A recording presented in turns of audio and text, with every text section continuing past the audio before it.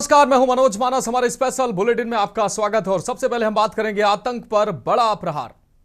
नए साल से पहले सुरक्षा एजेंसियों के हाथ बड़ी कामयाबी लगी है, जहां जम्मू कश्मीर और हरियाणा पुलिस ने साझा अभियान चलाकर आतंकियों की कमर तोड़ दी है।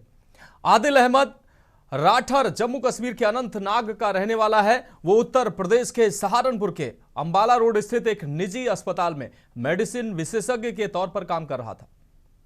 हाल ही में श्रीनगर में जैसे मोहम्मद के समर्थन में लगाए गए पोस्टरों से तनाव बढ़ गया था। इसी मामले में 28 अक्टूबर को पुलिस ने मामले में एक्शन लिया। गिरफ्तार डॉक्टर आदिल अहमद राठर की निशानदेही पर कार्रवाई की गई, जिसके बाद हरियाणा के फरीदाबाद में संयुक्त कार्रवाई में संदिग्ध आतंकी मुजम्मिल शकील को गिरफ्तार किया, या जिसके पास से असॉल्ट राइफल भी बरामद हुई है, जिसके बाद पुलिस ने पूछताछ के बाद आगे की कार्रवाई को अंजाम दिया।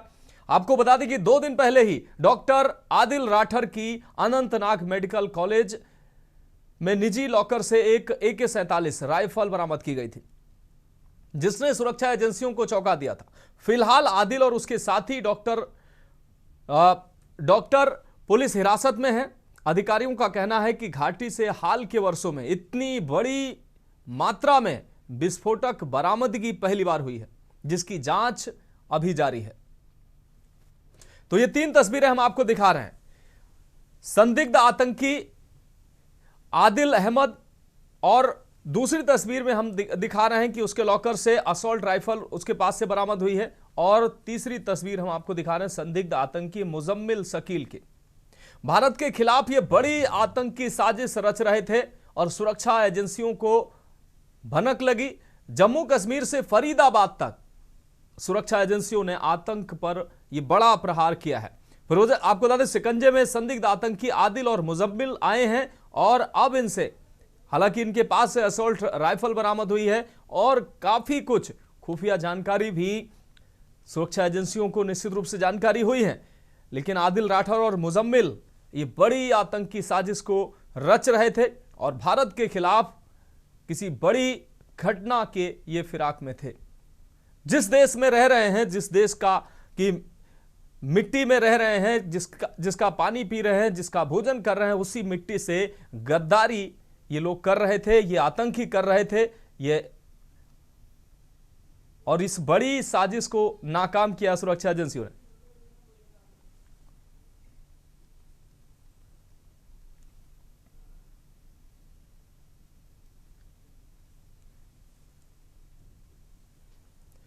तो जम्मू कश्मीर से फरीदाबाद तक आतंक पर प्रहार किया गया है।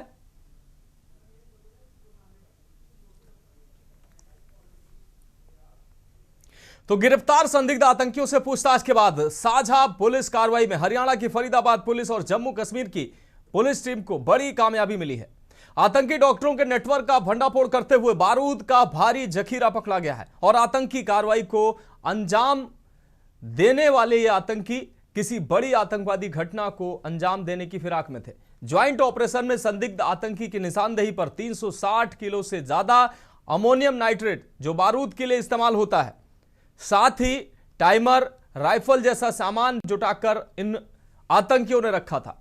मुजम्मिल की पूरी टेरर कुंडली भी सामने आई है, जिसके बाद जम्मू कश्मीर और हरियाणा पुलिस ने ज्वाइंट ऑपरेशन चलाया है, जिसके बाद फरीदाबाद में भी भारी पुलिस के साथ छापेमारी की गई।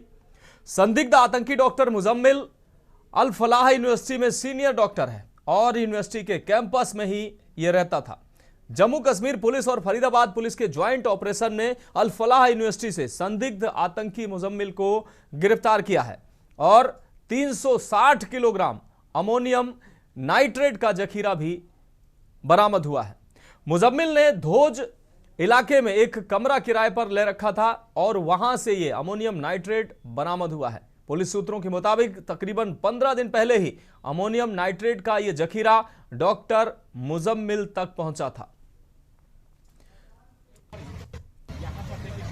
तो फरीदाबाद और जम्मू कश्मीर की पुलिस लगातार कार्रवाई में जुटी हुई है। फरीदाबाद, ये तीनों तस्वीरें हम आपको दिखा रहे हैं। पुलिस ने संयुक्त कार्रवाई की, 360 किलोग्राम अमोनियम नाइट्रेट बरामद हुआ है। दूसरी तस्वीर में हम आपको दिखा रहे हैं, और तीसरी तस्वीर भी हम फरीदाबाद की ही दिखा रहे हैं। जहां पर अल फलाह यूनिवर्सिटी से आतंकी को गिरफ्तार किया गया है।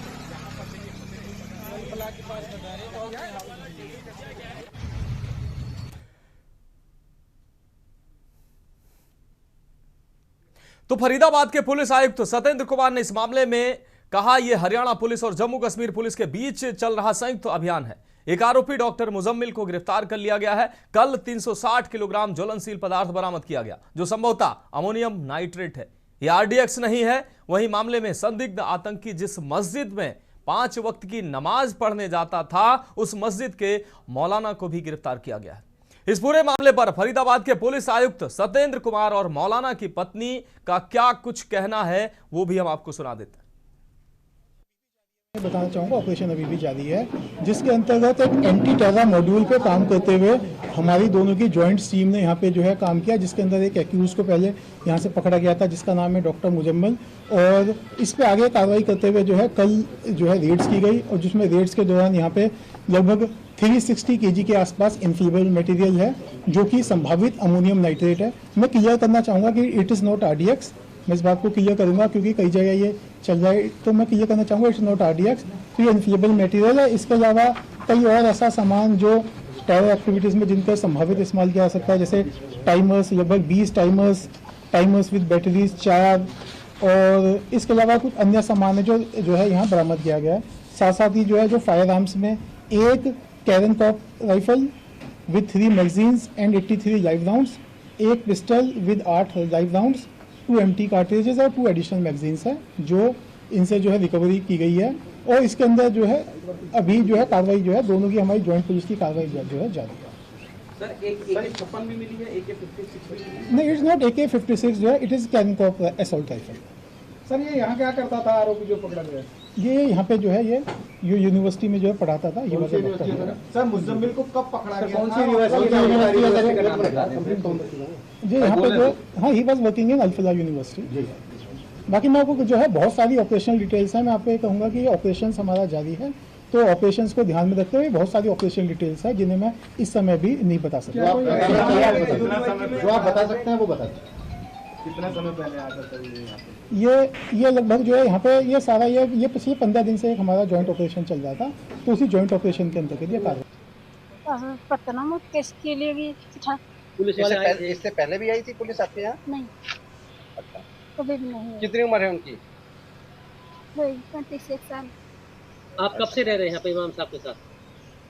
30 साल हो। 20 साल से कहाँ के रहने वाले हैं आप? कैसे निवाज। तो यहाँ मस्जिद में खाली नमाज पढ़ाते थे? हाँ, निवाज पढ़ा और बच्चों को पढ़ाते थे? बच्चे नहीं पढ़ते आप? नहीं पढ़ते। यहाँ से मस्जिद में कब से थे ये इमाम साहब? 20 साल हो। तो पुलिस आई थी, क्या पूछ रही थी पुलिस? उन्होंने करे डायरेक्टर हाथ पकड़ के ले गए, फोन ले गए का। फोन भी ले गए हैं साथ? क्या कर रहे थे उस समय जब वो पुलिस अंदर आई तो इमाम साहब क्या कर रहे थे? खाना खा रहे।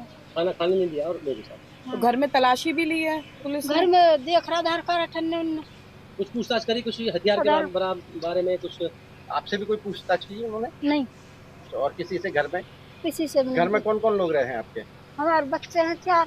अच्छा, और इमाम साहब और आप? हाँ। और कोई नहीं है? और कोई। ये डॉक्टर यहाँ से पकड़ा है अल फलाह से, मुजम्मिल। हाँ, मुजम्मिल आता था यहाँ पर? आगे निवाज पढ़ने के लिए। नमाज पढ़ने आता था? हाँ, रोज आता था? रोज आता था। 5 टाइम निवाज पढ़ी, निवाज पाबंद हूँ। अच्छा, तो आप लोगों की मुलाकात कैसे हुई उससे? उससे हमारी मुलाकात नहीं हुई। इमाम साहब नहीं निवाज पढ़ाता, वो हमारे पास दूध भी लेता। तो अपने बच्चों के साथ था या अकेला था? अभी वो शादी नहीं हुई। शादी नहीं हुई। कितने सालों से आ रहा था यहाँ? वहाँ घने ही दिन हो गए मिले। कहाँ का रहने वाला था वो? पीछे कश्मीर का। आप यहाँ भी खाना पीना और जैसे कभी मदी बुला लिए, जैसे दावत वावत करे किसी, जैसे बुला ले। उसके साथ कोई और भी लोग आते थे? निवाज पढ़ने के लिए सारे आए डॉक्टर निवाज पढ़ना के लिए। हाँ, पूरी कॉलेज आती है निवाज पढ़ने के लिए। रहता कहाँ पर मुझे मिले? ही रहते हैं बिल्डिंग में। कहाँ पर रहती? केरीन बिल्डिंग। यही रहता है।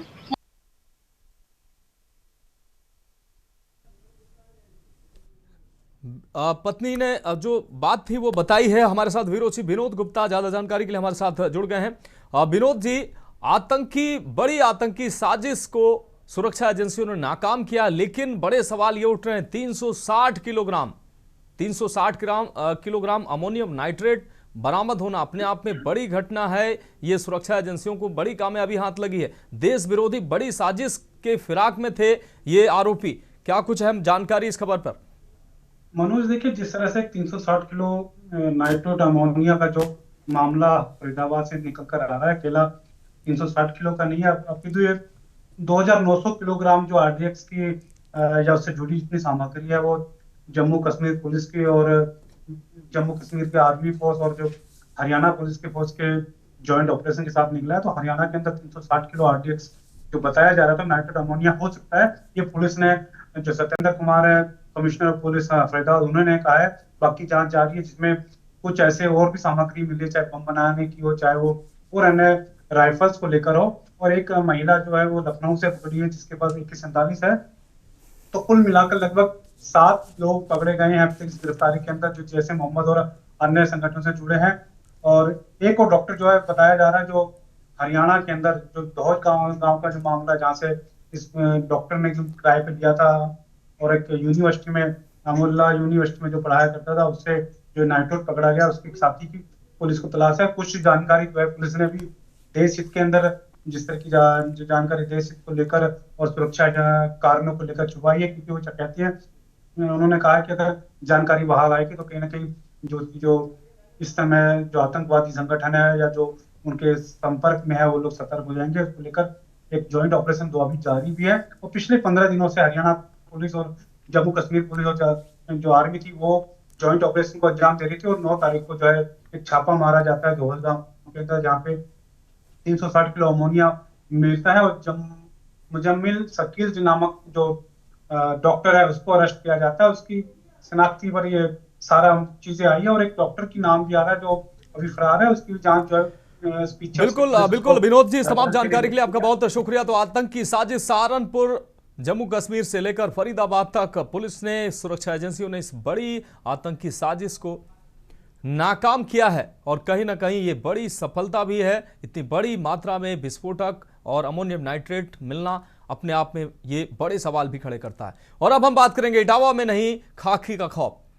इटावा के उदी मोड़ पर इंसानियत को शर्मसार करने वाली घटना सामने आई है, जहां दबंगों ने दबंगई दिखाते हुए एक युवक पर हमला कर दिया।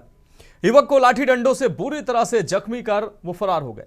पुलिस ने मामले में 4 आरोपियों को गिरफ्तार किया है। इस निंदनीय हमले का ऐसा वायरल सीसीटीवी फुटेज सामने आया है जिसे देखकर हर किसी की रूह कांप जाएगी। युवक के ऊपर लाठी डंडों से एक के बाद एक वार किया गया। दबंगों ने तब तक लाठी डंडे चलाए जब तक युवक को अधमरा नहीं कर दिया।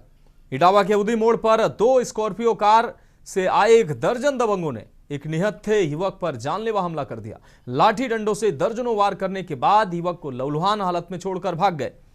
युवक को कमरे से खींचकर जमीन पर गिराकर दर्जन भर दबंगों ने ताबड़तोड़ लाठी डंडों की बौछार कर दी, जिससे युवक का सिर खून से लथपथ हो गया। इतना ही नहीं, गुंडई, दबंगई व दहशत की सारी सीमाएं तब पार हो गईं जब दबंग हमलावरों ने लहूलुहान युवक के मुंह में लोड करके पिस्टल चला दी। इसके साथ ही हमला करने के बाद भागते समय पिस्टल से फायर कर फरार हो गए, जो कि सीसीटीवी फुटेज में साफ देखा जा सकता है। वो पिस्टल से फायर की आवाज सीसीटीवी फुटेज में साफ तौर पर सुनी जा सकती है।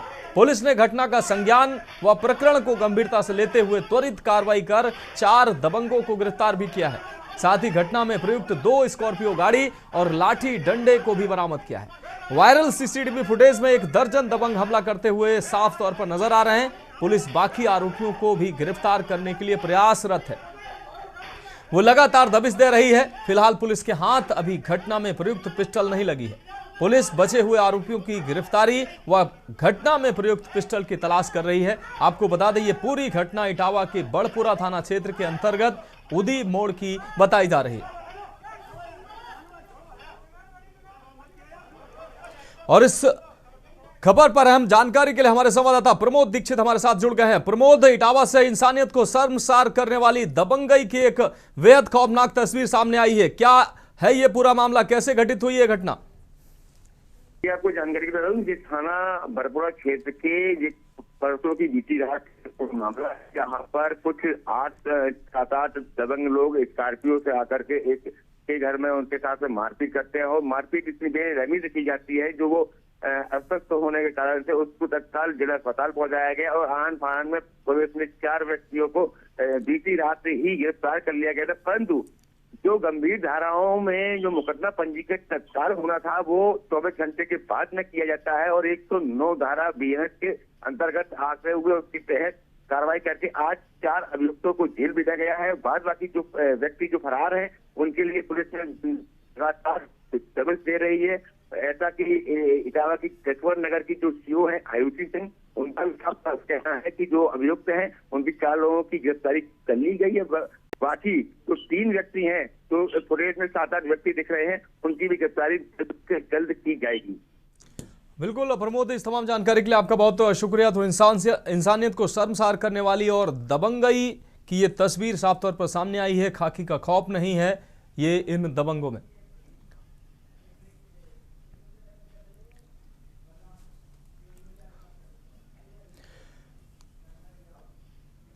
और आगे हम बात करेंगे कागजों में घटी GST, लेकिन उससे पहले आपको सीधा लिए चलते हैं बलरामपुर, जहां मुख्यमंत्री योगी आदित्यनाथ क्या कुछ कहना आपको सुना देते हैं। हमारे समर्पण की, हमारी कृतज्ञता ज्ञापित करने का एक भाव है। वंदे मातरम केवल गीत नहीं है।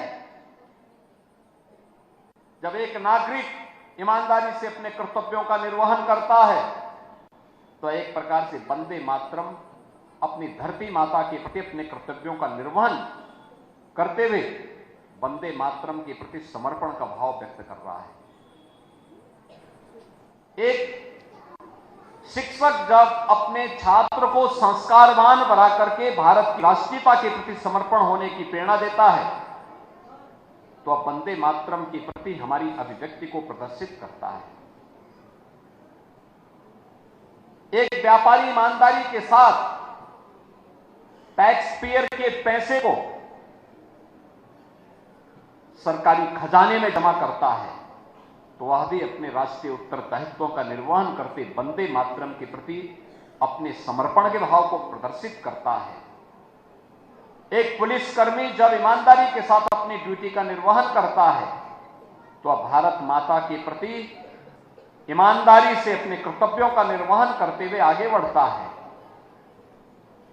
एक नौकरशाह जब ईमानदारी के साथ अपने कार्यों को, अपने कर्तव्यों का निर्वहन करता है तो एक प्रकार से वह वंदे मातरम के स्वर को व्यवहारिक धरातल पर उतार करके अपने राष्ट्रीय उत्तरदायित्वों का निर्वहन कर रहा है। एक छात्र जब ईमानदारी के साथ अपने पाठ्यक्रम का अध्ययन करके आगे बढ़ता है तो एक प्रकार से वह वंदे मातरम के प्रति अपने कर्तव्यों का निर्वहन करते हुए राष्ट्र की वंदना ही कर रहा है।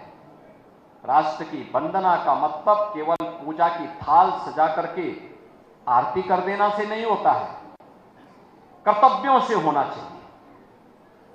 और जो कार्य इस मठ ने प्रारंभ किए वह कर्तव्यों का ही निर्वहन करते हुए किए हैं,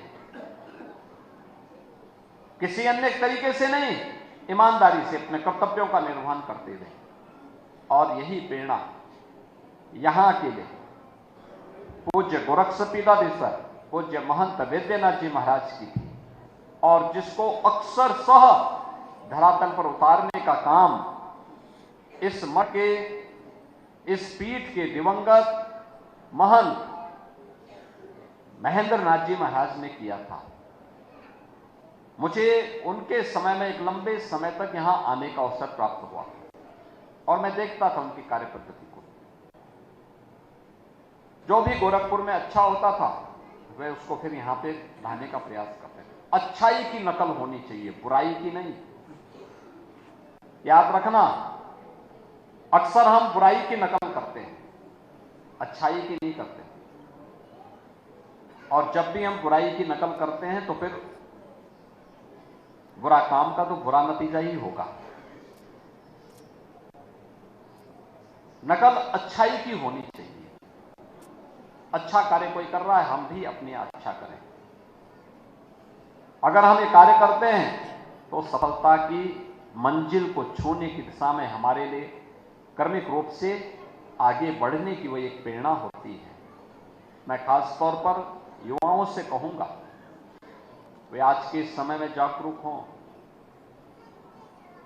समाज उनका इंतजार कर रहा है। अपने कर्तव्यों का ईमानदारी से निर्वहन करो। ये स्मार्टफोन और इसके चक्कर में मत पड़ो। ये आपकी आंख की रोशनी को भी खराब करेगा,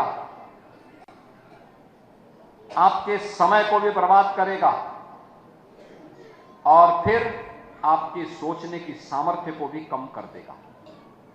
मेहनत करने की आदत, यह कुछ देर और कुछ दूरी के लिए उपयोग हो सकता है, आधा घंटा।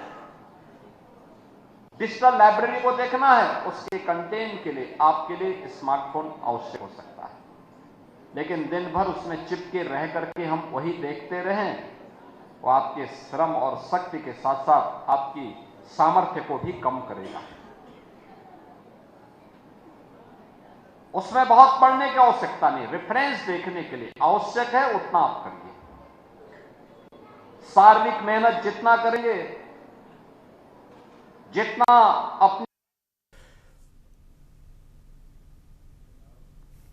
तो फिलहाल हम रुकेंगे एक ब्रेक के लिए। ब्रेक के बाद हम बात करेंगे कागजों में घटी जीएसटी। आप देख रहे हैं के न्यूज खबरों। ब्रेक के बाद एक बार फिर से आपका हमारे स्पेशल बुलेटिन में स्वागत है। हम बात करें कागजों में घटी जीएसटी। खबर गाजीपुर से है, जहां सत्तारूढ़ दल भाजपा सहित केंद्र सरकार के स्तर से जीएसटी द्वारा भले ही जीएसटी के 2 स्लैब करने के दावे के साथ देशव्यापी जागरूकता अभियान चलाया जा रहा है, लेकिन हकीकत यह है कि ईंट भट्टा कारोबारियों के लिए केवल कागजों में ही जीएसटी कम हो सकी है। सरकारी दावे के अनुसार जीएसटी स्लैब 5 और 18% है, जबकि ईंट भट्टा संचालकों को आज भी 6 और 12% की दर से जीएसटी भुगतान करना पड़ रहा है। आज ईंट भट्टा संचालकों ने वार्षिक सम्मेलन में जीएसटी अधिकारियों के सामने लगातार जारी समस्या से समाधान पाने की कोशिश की। भट्टा संचालकों ने ईंट भट्टा उद्योग को इसका लाभ न प्राप्त होने की बात कही। उन्होंने बताया कि सिर पर छत का जुगाड़ करने के लिए आशियाना बनवाने वाले ईंट खरीदारी में इस लाभ से वंचित हो गए हैं। इस भट्टा समिति के महामंत्री रजनीकांत राय ने बताया कि जहां जिला पंचायत द्वारा ईंट भट्टा संचालकों से डिमांड की जाती है, वहीं केंद्र सरकार के दावे के विपरीत कारोबारियों को 12% की दर से जीएसटी अदा करना पड़ रहा है। कार्यक्रम में शामिल होने पहुंचे सहायक आयुक्त जीएसटी प्रभात कुमार ने बताया कि यूपी सरकार द्वारा सेक्शन 17 के तहत टैक्स अदा न करने वाले बहुत सारे ईंट भट्टों के सर्वे कराने के निर्देश जारी हुए हैं। उन्होंने बताया कि सर्वे पूरा होने पर भट्टों द्वारा उपयोग किए जा रहे कोयले की मात्रा मालूम हो सकेगी। इसी के बाद समस्या का समाधान कराना संभव होगा। उन्होंने स्वीकार किया है कि अभी 6 और 12% जीएसटी लग रहा है। तकनीकी कारणों से बनी असमंजस की स्थिति को लेकर सफाई पेश करते हुए बताया कि जीएसटी काउंसिल ने ईंट भट्टों को अभी अलग रखा है, इससे स्लैब में कोई तब्दीली नहीं आई है।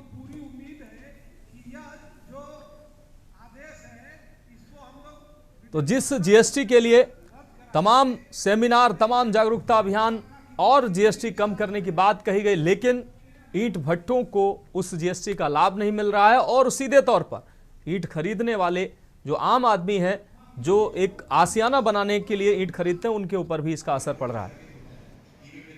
से लेकर ये है कि जो अभी रिसेंटली यूपी गवर्नमेंट ने स्टार्ट किया है कि सेक्शन 71 में जो भट्टे वाले कुछ जो थे वो टैक्स नहीं दिया करते थे, पता भी नहीं चलता था।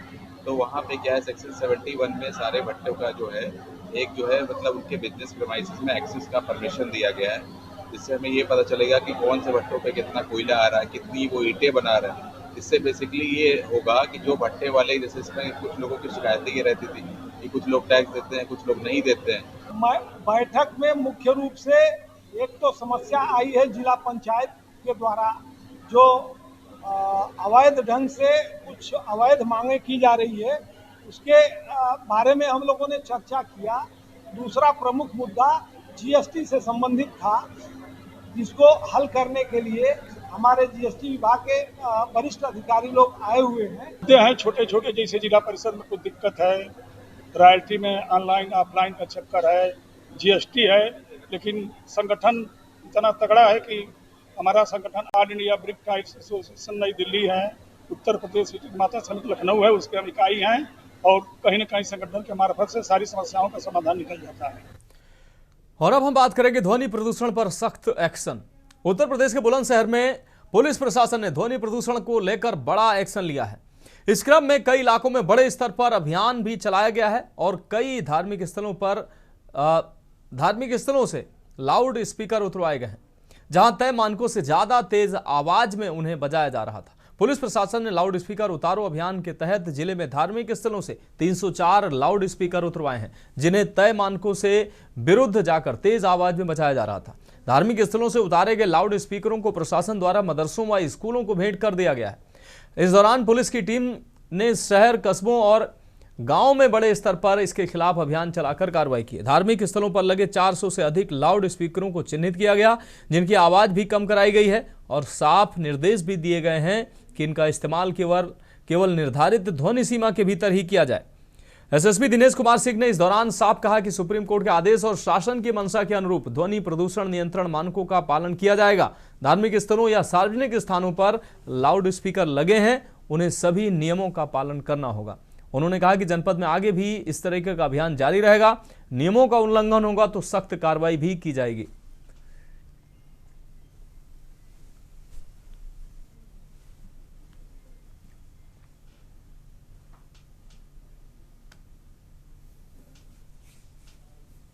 विभिन्न धार्मिक जो संस्थाएं हैं उन पे कई बार देखा गया है कि आवश्यकता के अनुरूप जो हमारे ध्वनि विस्तारक यंत्र हैं उसको लगाने के बजाय कई संख्या में लगा लिए जाते हैं और कई के मानक के अनुरूप उनकी ध्वनि भी होती है।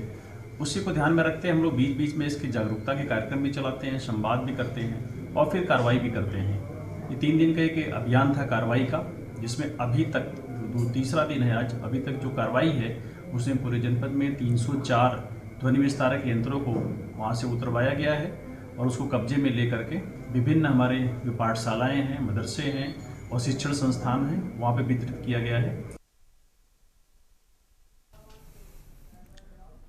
और अब हम बात करेंगे हरदोई का आस्थावान चोर। उत्तर प्रदेश के हरदोई में बेहद चौंकाने वाला मामला सामने आया है, जहां एक चोर ने मंदिर में चोरी की वारदात को अंजाम दिया, लेकिन उससे पहले उसने भगवान के पैर छुए और उन्हें श्रद्धा से नमन भी किया। इसके बाद चोर मंदिर में रखे दान पात्र को उठाकर उसे तोड़कर और पैसे चुराता नजर आता है। यह पूरी घटना मंदिर में लगे सीसीटीवी कैमरे में कैद हो गई और अब सोशल मीडिया पर तेजी से वायरल हो रही है। घटना हरदोई के पचदेवरा थाना क्षेत्र के बिबियापुर स्थित सिद्धेश्वर नाथ शिव मंदिर की है। सीसीटीवी में देखा जा सकता है कि एक चोर मंदिर के अंदर प्रवेश करता है, जिसके बाद उसने पहले चारों तरफ मंदिर में रखी भगवान की प्रतिमाओं को देखा और फिर उन्हें श्रद्धा के साथ प्रणाम किया और पैर छुए। इसके बाद वो दान पात्र की ओर बढ़ा और उसे तोड़कर पैसे चुरा लिए। मंदिर कमेटी के अध्यक्ष रोहतास सिंह राणा का कहना है कि शनिवार की दोपहर वो किसी काम से सवायजपुर गए हुए थे। इस दौरान करीब 2 बजे एक अज्ञात युवक मंदिर में पहुंचा और यहां रखे दान पात्र को उठाकर ले गया। उन्होंने बताया कि इस दान पात्र में करीब 3000 रुपए थे, जिन्हें चोर चुरा ले गया। आरोपी युवक की ये करतूत मंदिर में लगे सीसीटीवी कैमरे में कैद हो गई है। इसका वीडियो भी अब सोशल मीडिया पर तेजी से वायरल हो रहा है। मंदिर कमेटी अध्यक्ष रोहतास सिंह राणा ने रविवार को बताया कि उन्होंने घटना की सूचना पचदेवरा थाना पुलिस को दी है। पुलिस ने मौके पर पहुंचकर घटनास्थल का जायजा लिया और सीसीटीवी फुटेज खंगाली है। पुलिस ने आश्वासन दिया है कि जल्द ही वह चोर की पहचान कर उसे पकड़ लेगी। वहीं मंदिर में दिन दहाड़े हुई इस चोरी से भक्तों में आक्रोश है और पुलिस की कार्यशैली पर भी सवाल खड़े हो रहे हैं। लेकिन इसके साथ ही युवक ने जिस तरीके से चोरी की है, पहले भगवान को प्रणाम किया, उसके बाद चोरी की वारदात को अंजाम दिया है, तो ये घटना कहीं ना कहीं चर्चा का विषय बनी हुई है।